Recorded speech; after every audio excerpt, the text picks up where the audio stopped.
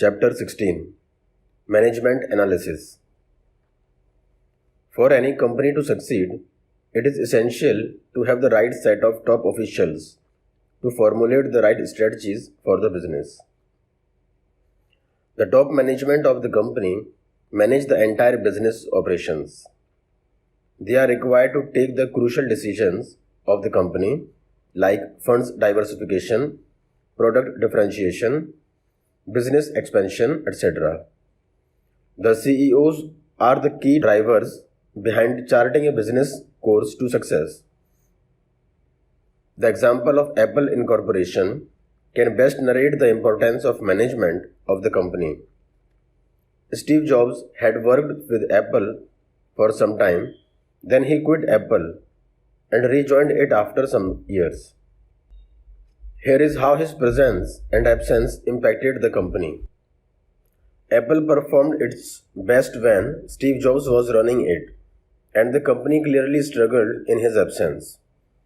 In India, Ratan Tata, Aditya Puri, Uday Kotak, Azim Premji, Adi Godrej, etc. have been the key people in letting businesses reach the pinnacle of success. So this is the power of efficient management. The step-by-step guide to help you evaluate the management of any company. Number 1. Company policies. Strong management is always the backbone of the company. It is not that employees are not necessary, of course, they are equally important, but it is the management that steers the business and ensures that it sails through a safe ride. The first and foremost thing to look for is the company's policies for shareholders and its employees. This is to check how strong the management of a company is. Here is the checklist. Any company that talks only good about its policies, profits, and current happenings raises suspicion and calls for an alert. None of the businesses are or will be run perfectly at all the times. Every business will go through its phases of growth, maturity, and decline, and hence the investors must be informed about the challenges and repercussions of the same openly. Number 2. The vision and mission of the company. The vision and the mission of the company define the long-term and short-term goals of the company, respectively. The top officials of the company make the vision and the mission of the company. So you must consider the following points while gauging a company for investment. Number 1. It is the mission of the company in line with its long-term vision. Number 2. What are the steps taken by the top management to support the vision of the company? Number 3. Are there any programs or events done to promote the vision of the organization? Coming to number 3 point. How does management allocate the excess funds? Running a business well and earning profits out of it is just one part of the story. But how do you use the earned profit to grow the business further is what decides the longevity or the survival of the business. The excess funds of a business are represented by free cash flow, which represents the actual cash inflow of the company after incurring all operating as well as capital expenditures. Here are some of the ways how management reinvests its free cash flow. The management reinvests the free cash flow back in the business to develop the business further. It looks out at paying good dividend to shareholders. It acquires new companies. It buys back the stocks of its own company. All these practices act in favor of the company and bring up its business value in the longer run. Point number 4. Do you know that allocating funds wisely is a crucial parameter for a business's success? Capital allocation is a big responsibility which must be taken up by a top official of a company to get the better results. The performance of each CEO varies and depends on his competencies and capabilities.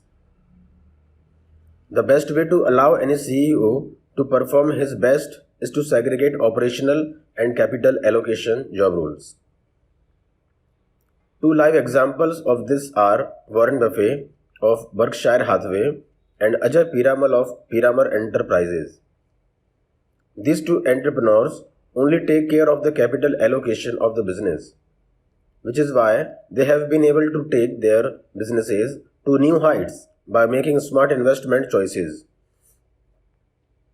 Another example is of Henry Singleton, who has been much applauded for his excellent investment decision in the past and has been ranked as the best investor by Warren Buffett.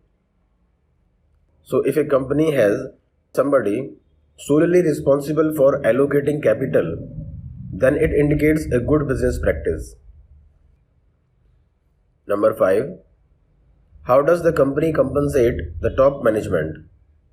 This point has been discussed in detail in the chapter How to Read the Annual Report of the Company.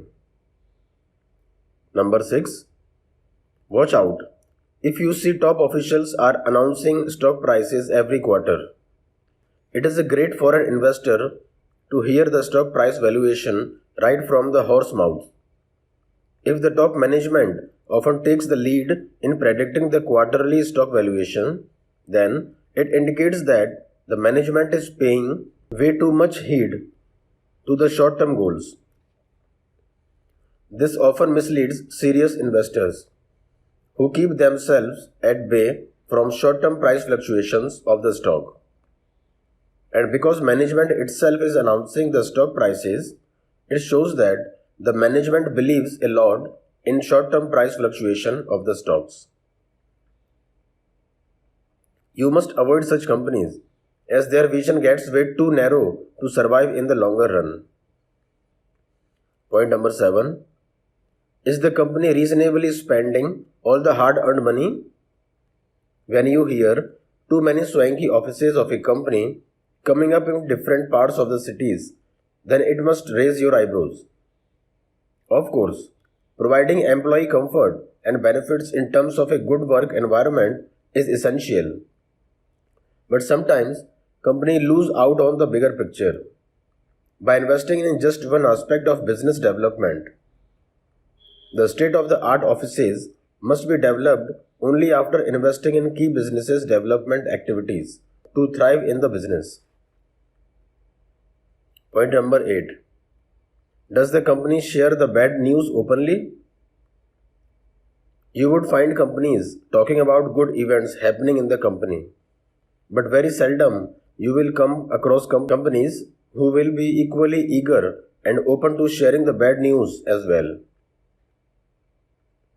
An example to substantiate this point is as follows.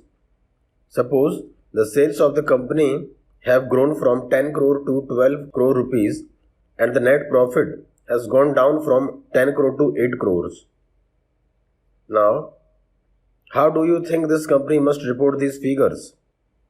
The company must state that the sales grew by 2 crores, which is 20% of the growth rate, but the net profit has declined by 2 crores. This is how a company must report the real picture to its shareholders in the newsletter or on the website to help them understand where the business is currently. But what you see most company reporting is sales growth by 20%, net profit is at 8 crores. This is very subtly indicates the intent of the top management. Smart investors would understand these cues and will know the real face of the management of this company. Number 9. Is management a trend setter or a trend follower? When your company is a part of any million-dollar industry, then it is quite natural to follow the competitors around. But if management follows a trend only to prove itself better of the lot, then an investor needs to be watchful. Often, it is seen that when an X company acquires another competitor, it immediately becomes news, and the news portrayed company X as a powerful proponent of the industry. This builds a lot of insecurities among other competitors who want to prove their worth as well, and hence they too get into an acquisition without analyzing their moves. No wonder such hasty moves make waste. Some interesting examples from the past. Tata Steel acquires Chorus was big news and an equally big disaster as well. Hindalco acquiring Novelis was again a huge mistake. One of the smart way to check if the acquisition is made on a real basis or only to match up a competitor is by seeing if the top officials of the company are bragging about such M&As or not. Usually, the CEOs brag about such acquisitions when they want to satiate their ego. Number 10. Tenure of association of top management with the company. If you have watched somebody for an extended period, then it becomes easy to predict his performance in the future as well. On the contrary, it gets difficult to judge somebody who has been around in the public eye only recently, as his performance has not been witnessed as yet. So the moral of the story is to look for a company whose top management has been around for at least a decade to prove their worth. In such cases, the consistent positive performance of senior officials reassure their interest and capabilities, which are the ultimate keys to success. Number 11. Is the company a flat organization or does it follow the bureaucratic culture? Though bureaucracy is highly discouraged, many public sector undertakings and some big corporations are bureaucratic in approach. Bureaucracy involves many levels or layers of management and follows the top-down control approach. Bureaucratic organizations are rigid as they lack creativity and flexibility of operating in an organization. Such practices indicate poor management policies for the organization. Example, State Bank of India is highly bureaucratic and invites red tapeism resulting in delayed work. This made it lose many opportunities that came its way. Though SBI is growing at a fast pace, it would have already become much bigger only if it had avoided the bureaucratic approach. HDFC, on the other hand, is a flat banking organization with much quicker responses due to no bureaucracy. Hence, it could touch the new heights of success in no time. Number 12. Clear communication. Clear and straightforward communication must be visible in the annual report of the company. The annual report of the company must show that the management takes responsibility for all its actions. The intent of the management can also be gauged by the following communications. Newsletters given to shareholders. You must read all the past newsletters that were shared by the company with its shareholders.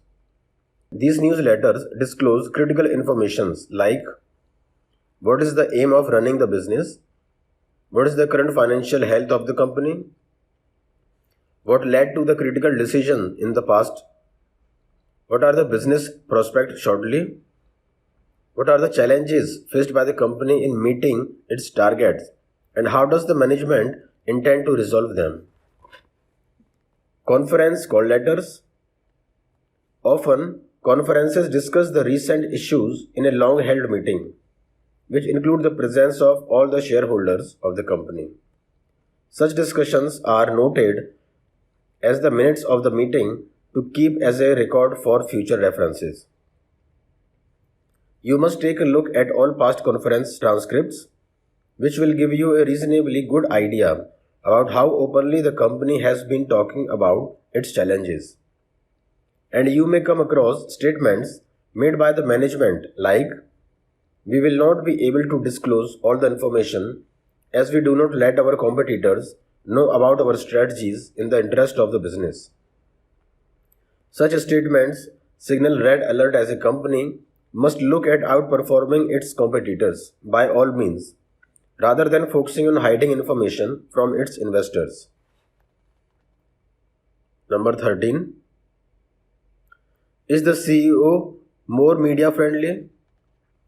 If we find the topmost official of the company throwing a lot of weight on media channels, then he is somebody who gets carried away by the name and fame of the business. Such people are often flamboyant, carry a lot of charisma, have aggressive salesmanship, and boast a lot about their accomplishment. Watch out for such CEOs and stay away from such companies who employ these overpriced officials to run the show. Often in the quest of becoming the showstopper, such people lose out the battle terribly. One live example that can be quoted here is of Mr. Anil Ambani. Number 14. How is the top management hired? This is yet another thought-provoking question when it comes to analyzing the managing machinery of a company. In some companies, the family members are by default made the top management of the company, whereas in many others, the right people are placed in the right position. Though the prior situation is favorable, as the owners will act in the company's best interest, yet the family members must not hold all top positions. Moreover, it is essential to see if the family members are the right fit for strategic decision making, as they will be the key drivers of the business.